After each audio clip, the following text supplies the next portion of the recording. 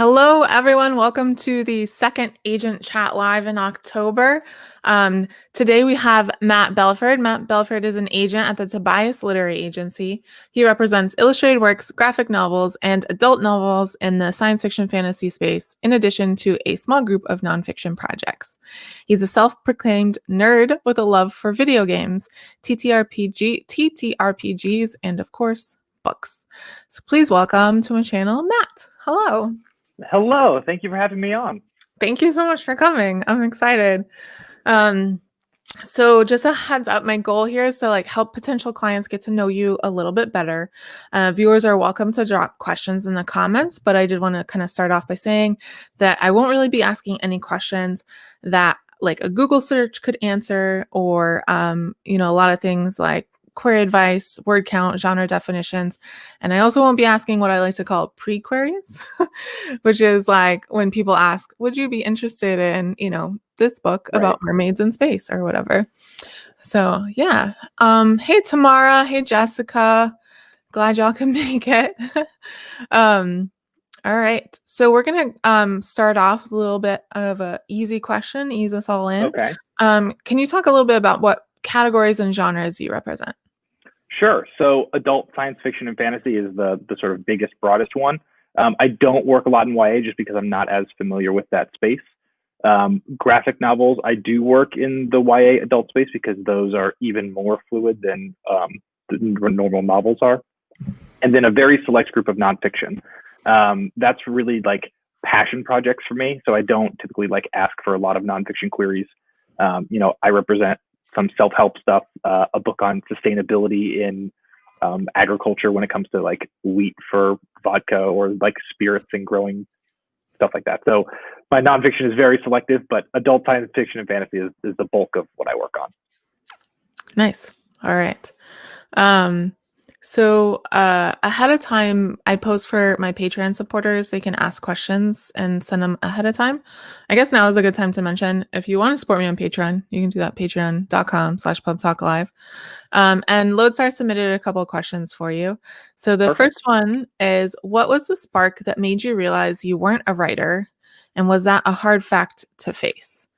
And then aside, he says, glad you found your happy place in agenting, though. Yeah, I am too. It was less of a spark for me and more a series of sort of not great events that happened one after another. And so I went and got my MFA in creative writing. And while I was in that program, I was sort of shoehorned and told that I had to write literary fiction. I wasn't allowed to write any science fiction or fantasy. And when people are telling you that for 2 years every day, it sort of weighs on you a little bit. And I bristled, and I'm not saying MFA programs are bad. I'm saying it wasn't for me, and it wasn't for the genre that I wanted to write.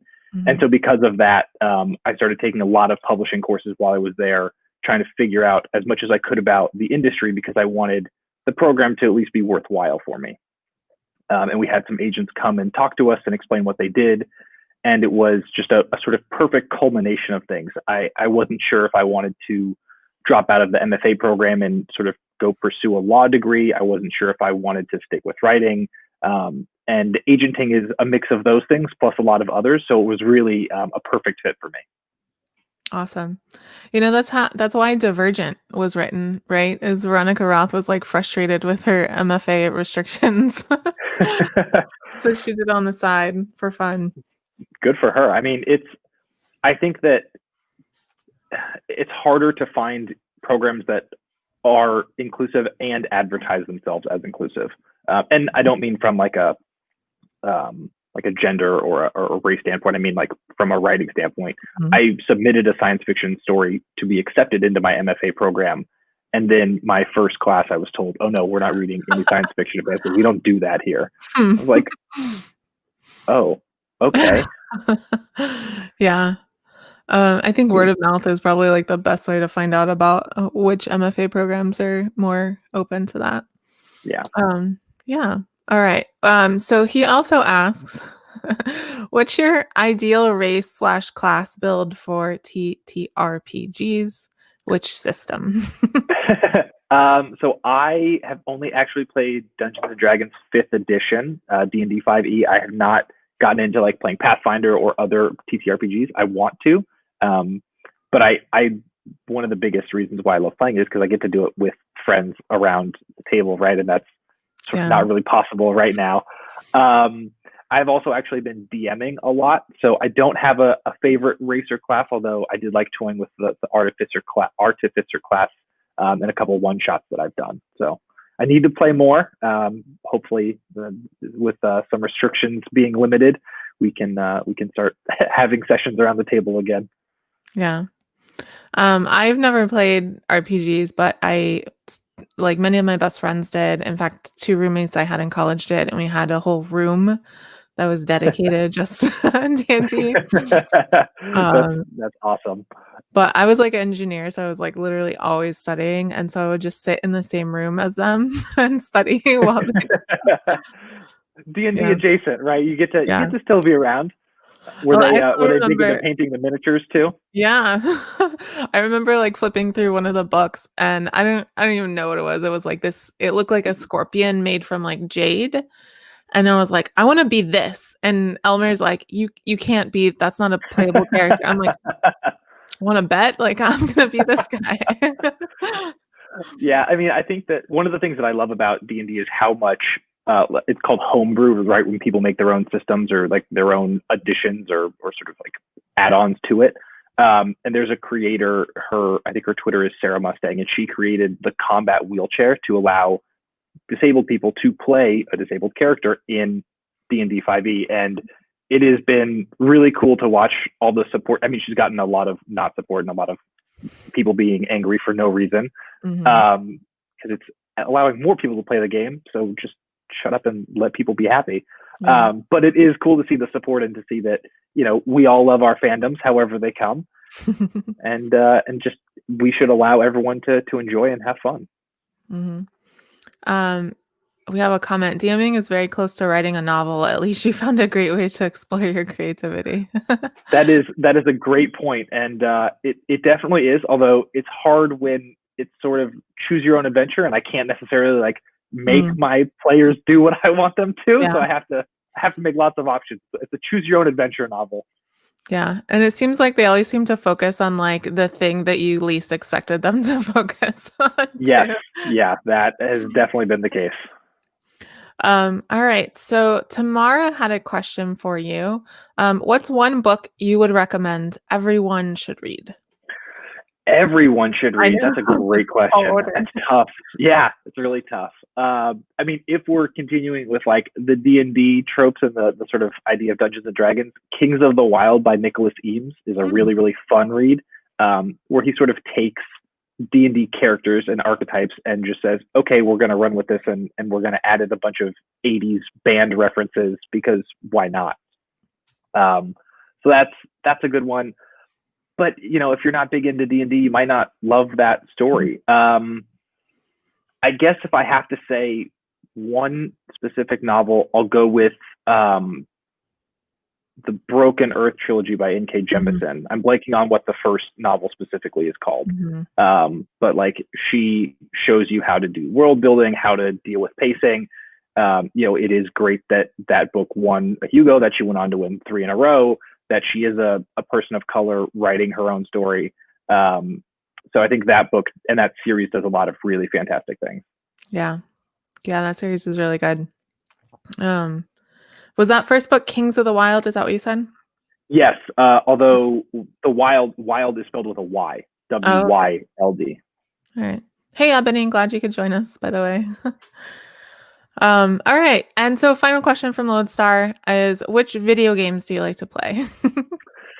Good one. I am currently replaying Final Fantasy X, the remastered edition, because I've got some nostalgia going for that game. And then, I am a giant nerd. I do like to play World of Warcraft with some friends of mine, because, it's a way that I can connect with my friends in real life without, being in the same room as them.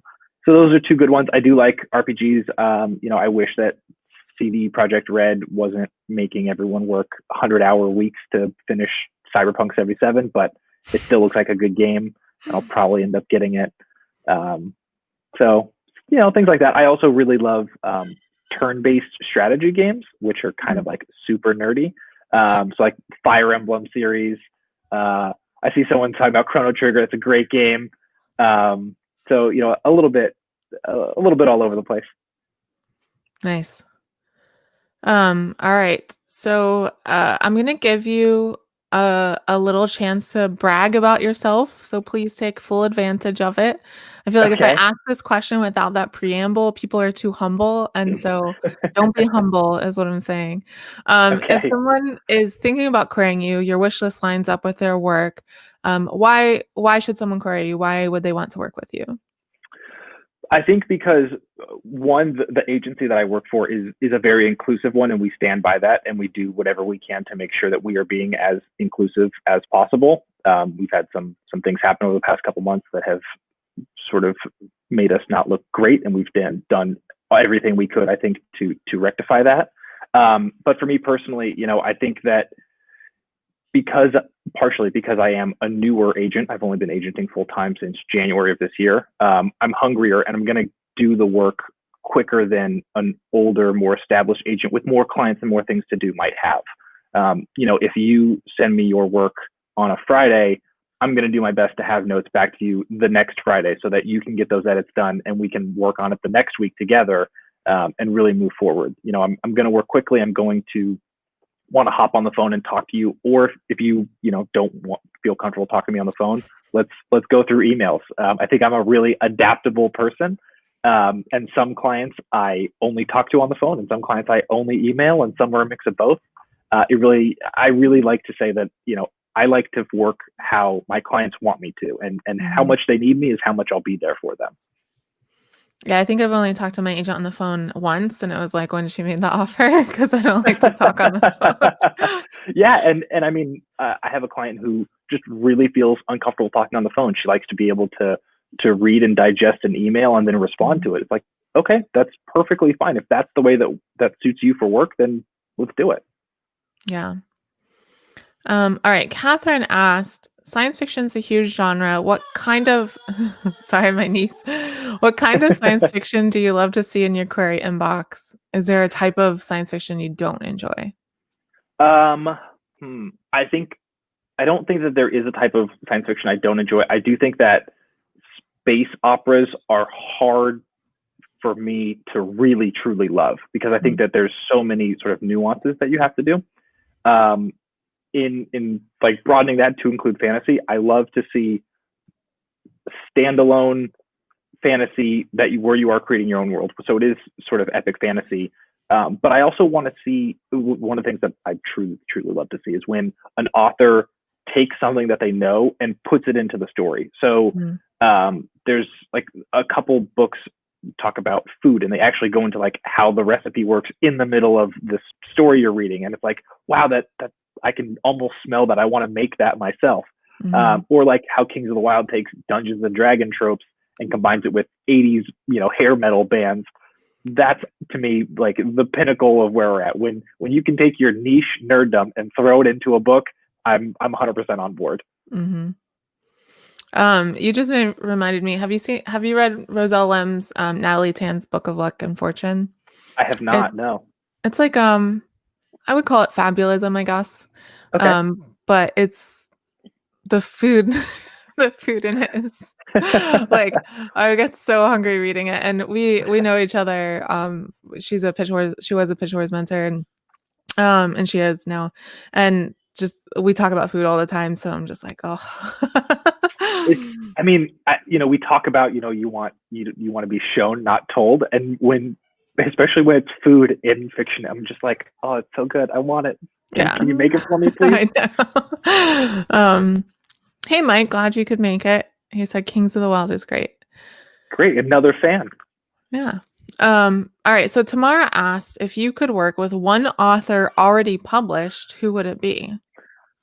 This one's a bit of an easy question for me. So when I thought I wanted to be a writer in high school, I actually wrote like 65 pages of a manuscript in a weekend, because I was a giant nerd. And then I didn't know how publishing worked, right? I was a dumb 16-year-old. So I actually sent it to a bunch of my like favorite authors who I was reading, and was like, oh, what do you think of this?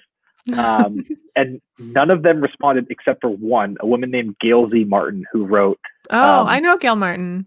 yeah, she wrote the Chronicles of the Necromancer series and has written a couple series since then. But I'll never forget, like, she sent me a very, very nice email and told me to, keep going, that, I was on the right track. And so I would absolutely love to work with her if possible. But if that never happens, I still have all of her books in first edition all over my shelves, because that she has solidified her place in my heart no matter what. Oh, that's awesome. Yeah. All right. So I'm gonna ask you another question that I asked very deliberately, because a lot of times when we hear this question, it's like, if you had a magic wand, what would you change about the industry? But I'm kind of more interested in, realistically, if you were, say, the CEO of like Simon and Schuster, like, what do you think that you could do that you would change about the industry to kind of help it be a better place for everyone involved? I think I think there's two things that I would really want to do. One is to make it to make the barrier of entry not ridiculously high for editors, and that also exists for authors, but specifically for editors. I mean, pre-pandemic, because obviously this is changing how everything works. Editorial assistants, which is sort of the first step that you get in when you're in the publishing world. It's like your first job, first full-time job.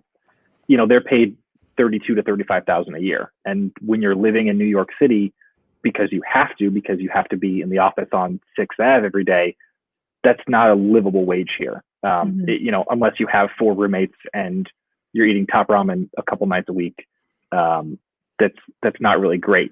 And I've actually had conversations with some higher ups at Big Five before, and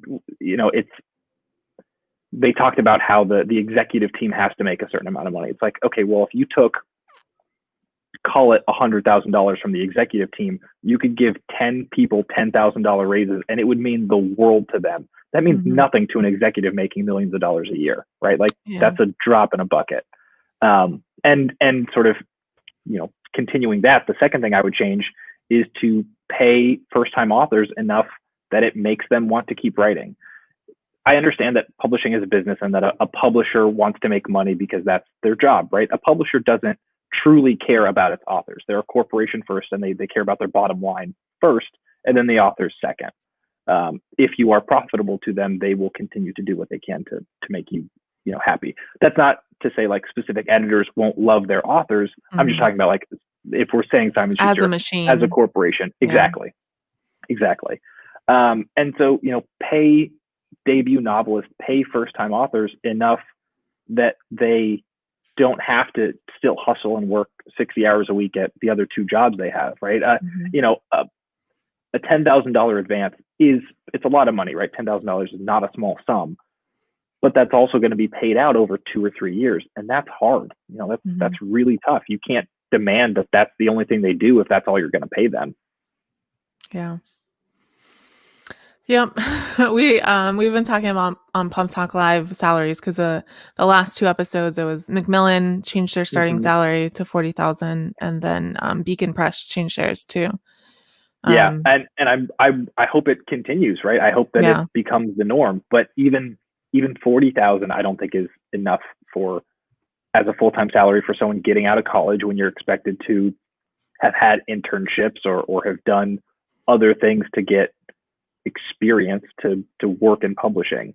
I think one of the hard things about publishing is because so many people love books, there's so many people willing to take that shorter salary, and it changes who works in publishing, right? It's why there are so many people who look like me as white cis dudes, and not people who look like N.K. Jemisin, who are, people of color, more women in publishing. And that's a problem that we need to address. Yeah. And also, and this is something that I've talked about with other people, because I'm a first generation college student. Like, the people who come from working class families, they don't have the family support either. Yeah. Which is important. I know a lot of people have said their family helped them, when they were starting out. So. Yeah, absolutely. And I mean, I think not necessarily especially, but I think that as agents, we also have to show that. And I know that there are like other video series and other agents who talk about this, but we as agents also need to recognize the gatekeeping positions we're in and the privilege that we have that we are in this position. Mm-hmm. It takes a lot to be an agent, especially because most of us are commission only. And because of that, because there's not a lot of upfront money involved, it changes again who are in these positions, and then that changes what books are represented, and it's a horrible cycle. Yeah. All right. Wow. We got a little dark there. It's fine. Sorry about that. No, it's good. We're doing better, right? We're trying to get better as this goes. Mm-hmm. All right. So if you sign a client, what can they expect after that? What does your kind of like process look like? You talked about your communication style a little bit. So yeah, what does that look like after you sign someone? Sure. So then it's going to be quite a bit of back and forth on edits. I won't sign a client until I've read the full manuscript and I think that it is good enough to become a book and that I can potentially help make it better. Sometimes a manuscript is perfect and it needs no changes. So it's a lot of phone calls and emails to talk through edits. One of the things that I always tell first-time clients that I've just signed is, look, read all my edits and then set them aside for a day, because you might either be too eager to agree with me because I'm an agent and because I'm giving you something that you want, or you might absolutely hate what I'm telling you. Either way, if you can create some distance and try and think about it a little clearer, not your first reaction, it will help you understand what I'm trying to say and maybe understand it in a way that will help you interpret it the best way possible. My edits are not do this thing or else I'm not going to work with you anymore. Absolutely not. It's all of my edits are a conversation, right? It's, I think this should be changed because of this reason. What do you think? Do you agree with me or disagree with me? If you disagree with me, that's fine, but I would like to know why. I'm not the expert on all things. That's not me.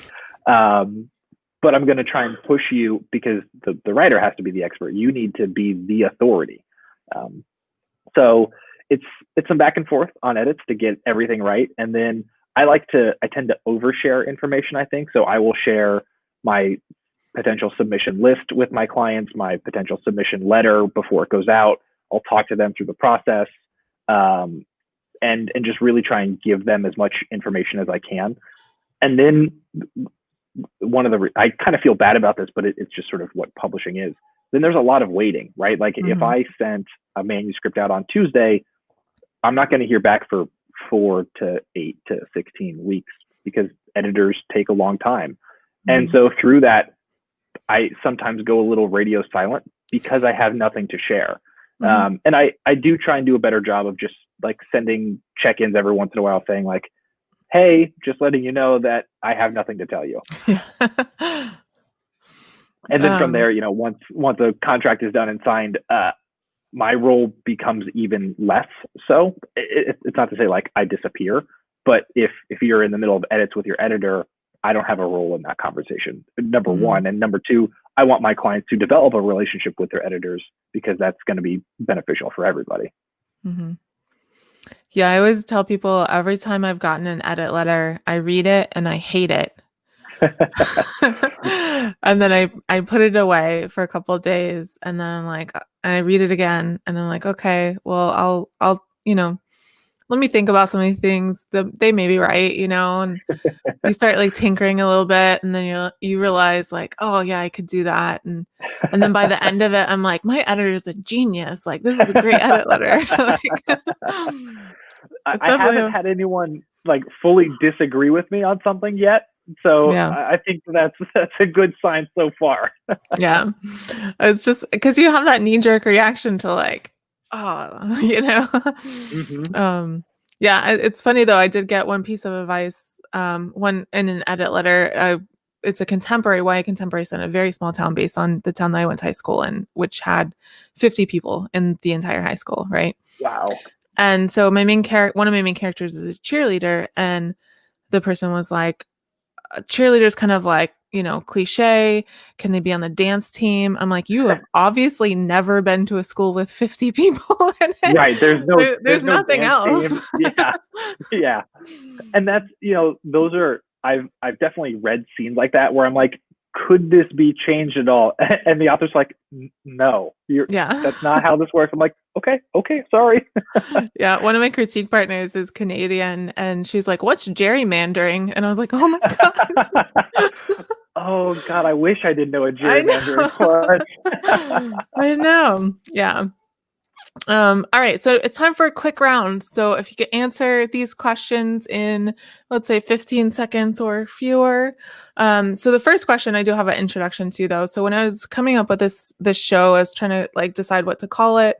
And I talked to some of my Patreon supporters about what to call it. And Lodestar had suggested snack time with an agent, Okay. which I really liked, like kind of the casualness of it, because that's what I wanted to convey. But I was also concerned that it would imply it was only for kidlit people. Okay. So that's where this question came from. So that's the remaining, what's left of that suggestion. All right. So first question is, what is your favorite snack? Ooh, my favorite snack. I love chips, like salty chips, like salt and vinegar chips every once in a while. Even if it's just like a bag of Lay's potato chips. That's my go-to. Nice. Mine's Cheez-Its. And Oh, good one. last time I asked this question, I had a Cheez-It shirt on. Did you do Yeah. that on purpose? I did not, and I realized it, and I was like, "Look, I have a Cheez-It shirt." This is how much I love them. Yeah. What is your preferred caffeine source? Ooh, definitely coffee. We make a pot of coffee every day, and it is gone by 1 or 2 p.m. So definitely coffee. Yeah. Did y'all hear that, Team T? There's like a group of them that make fun of me because I don't like tea. I'm not a huge tea fan either. I do like some like nighttime teas are good. I found, but like it just doesn't do anything for me. Yeah. Is there a word that you irrationally hate? No. Oh, okay. Like I think a lot of people like go for like moist or like that oi sound people don't like. I'm good. I like words. They're my job. Give me more of them. Look, Team T is here. All right. What person do you most want to read a memoir from that hasn't already written one? That I most want to read a memoir from. Ooh, good question. I have no idea. I don't read a lot of memoirs, to be perfectly honest. Me neither. I don't know. Maybe like Max Steyer. He runs the Partnership for Public Service, which is like focused on presidential transitions and trying to be as bipartisan as possible. He's got an interesting story. Oh, wow. Yeah. All right, cool. And last question, who's your favorite superhero? Green Lantern. I absolutely love the idea of a superpower purely based on willpower. I think that's so cool because I'm incredibly stubborn. So I think I would suit well as that. Nice. All right. Let's go to some of the viewer questions. Catherine asks, what piece of tough love do new writers need to hear, whether it's editing, querying, or submitting? Editing, I mean, kill your darlings is like a known thing, so that's fine. I think just in general with the whole thing, like it's gonna take a long time. If you're querying your book now, it might take you 6 months to a year to get an agent, and then it's going to take another 3 to 6 months to sell that book. And that's if you can get your edits done quickly. And then once the book sells, it takes another 2 to 3 years for that to publish. So that's 4 or 5 years. That's a long time. And I was a part of a different discussion earlier today that talked a lot about rejections. And I think that if you're querying and if you're writing, then most people know this already. Rejections happen, and a lot of rejections happen, even for us agents, right? Like if I send a book out to 25 editors, my hope is that one of them loves it and wants to buy it. So we get the rejection side of things too. Not to the extent that writers do. Writers definitely have to do it a lot more. But. Yeah, I remember someone coming to one of our writing workshops at the library, and they're like, I sent, 6 queries out, and they all came back no. Like, should I quit? I'm like, no, like, that's talk a good to start. me when you're in 3 digits. Like, yeah. Yep. Yeah. All right. So Tamara asks, what's a writing trope you wish would come back? Ooh, one that I wish would come back. I love. You know what? I'm ready for vampires to come back. I'll say it. You heard it here, folks. I'm ready for vampires to come back. They've been in the crypt long enough. They can come back out. They can see the light of day. Well, from the shadows. Yes.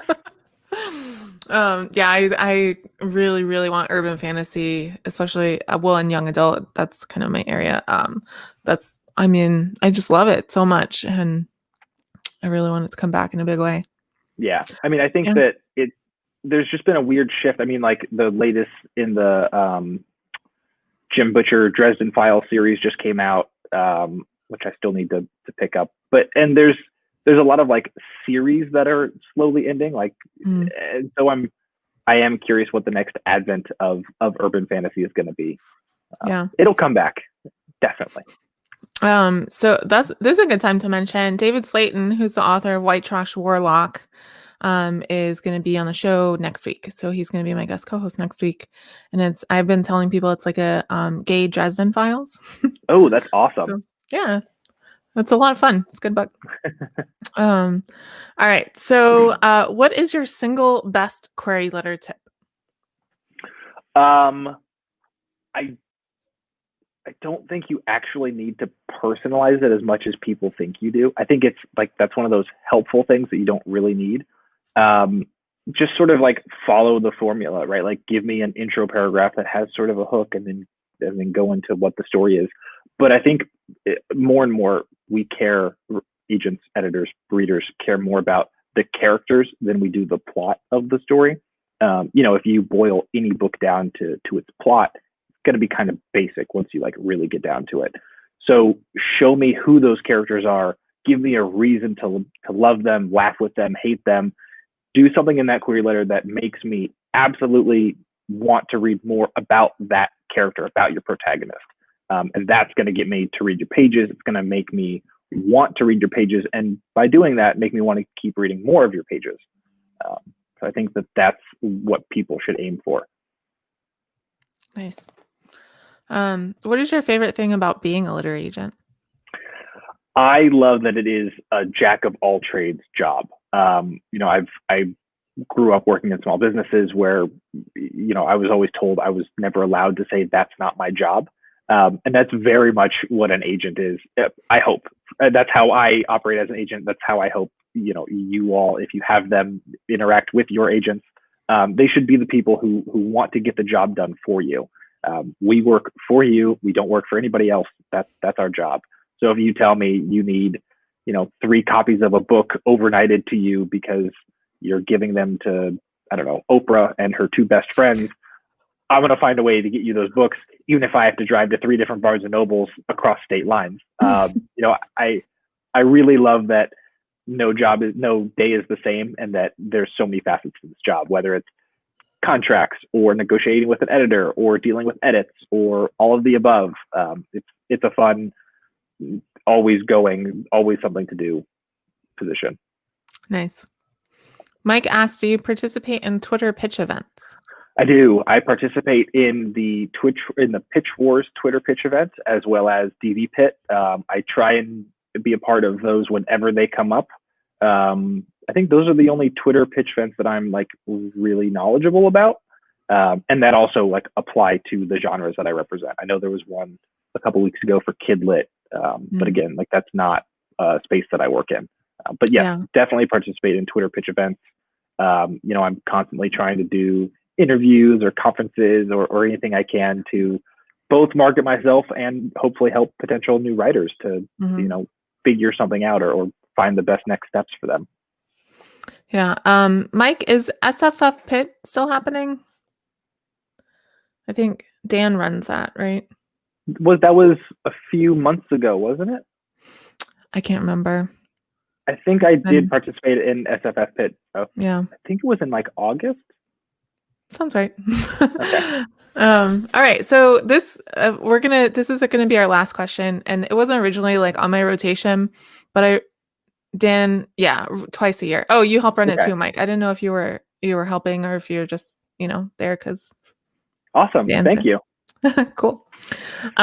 So this was just a question like the last time it got answered, I really enjoyed the answer, so I'm gonna keep asking, I guess. Okay. What is a good literary name for a cat or dog? Ooh, I think for a cat or a dog, I think Balto is a good one for a dog. Hmm. For a cat, what is the cat's name from the Nevernight series? It's Yeah, I don't Mr. know. Darkly, maybe Is something it? like that. If it's a black cat Yeah. specifically. Cool. My dog has a literary name. What's your dog's name? Literary. Oh, Jasper. what is it? It's Jasper, Oh, nice. Okay. named after Twilight. Yeah. So, also he needed a name. And his name was Chester in the Mr. Kindly. Mr. Okay. Kindly. Thank you. Thank you. Thanks, Mike. Yeah, his name was Chester in the Pound, and I hate the name Chester, and so Jasper sounded similar. He answered to it the first time, so that was it. There you go. I feel like Chester's more of a like big orange tabby name for some reason. Like that's the Chester name. There was like a bully in my neighborhood in middle school named Chester, so that's why I don't Oh, like the what a name. jerk. The name's dead to you now. You can never Yeah, use it again. exactly. All right, so that's pretty much it. Thank you, Matt, so much for joining me today. FYI, for anyone watching, this is going to stay up on this link, so you can just, if you want to share it with someone else, you can just share them this link, and they'll be able to watch the replay.